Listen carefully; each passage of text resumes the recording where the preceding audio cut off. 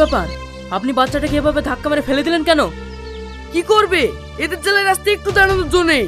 এদের বাপ মাও তেমন, জন্ম দিয়ে রাস্তায় ছেড়ে দিয়েছে। একটা বাচ্চার সঙ্গে কেউ কখনো এইভাবে কথা বলে?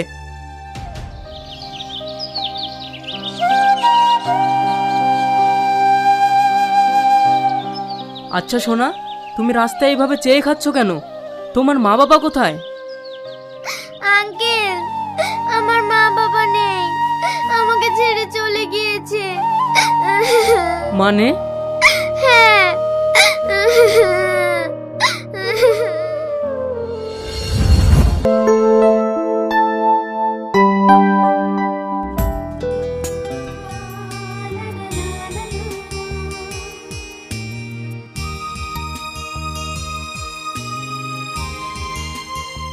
সরি সোনা, আমার আসতে একটু লেট হয়ে গেল। এটা আবার নতুন কি ব্যাপার? তুমি তো সবসময় লেট করে আসো। রাগ করছো কেন? সরি বললাম তো। তোমার সাথে আমার কিছু কথা আছে। কি কথা বলো? এইভাবে রোজ রোজ লুকোচুরি করে হোটেল রেস্টুরেন্টে দেখা করতে আমার ভালো লাগছে না। তুমি আমাকে কবে নিয়ে যাবে তাই বলো। এর জন্য মন খারাপ? সোনা, তোমাকে আমি অল্প দিনেই আমার বাড়িতে নিয়ে যাব। তুমি শুধু 2 বছর থেকে আমাকে নিয়ে যাবোই করছো। তোমার বউকে ডিভোর্স তো দিচ্ছ না, আর আমাকে নিয়েও যাচ্ছ না। ঠিক আছে, আমি ওকে কালকে ডিভোর্স দিচ্ছি। আমি ওসব কিছু শুনতে চাই না। চলো আমরা কালকেই পালিয়ে গিয়ে বিয়ে করি। কি? হ্যাঁ। আচ্ছা ঠিক আছে, তোমার খুশিতেই আমি খুশি।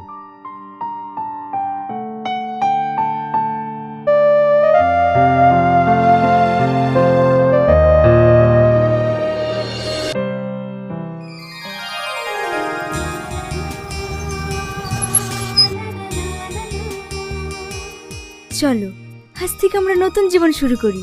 হ্যাঁ চলো।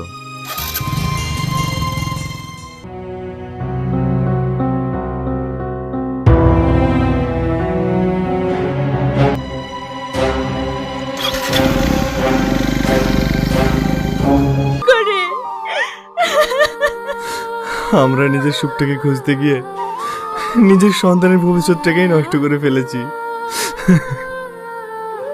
তাই বলছি, আমাদের মতো ভুল আর কেউ করবেন না। আজকের সমাজে হয়তো আমাদের মতো ভুল হাজার হাজার মানুষ করছে। তাই আপনাদের উদ্দেশ্যে বলছি, কোনো পরকীয়া কাজের সঙ্গে যুক্ত না হয়ে নিজের সন্তান স্বামীকে নিয়ে একসাথে থাকুন। আর ভিডিওটি ভালো লাগলে একটি লাইক কমেন্ট শেয়ার করে দেবেন। ধন্যবাদ।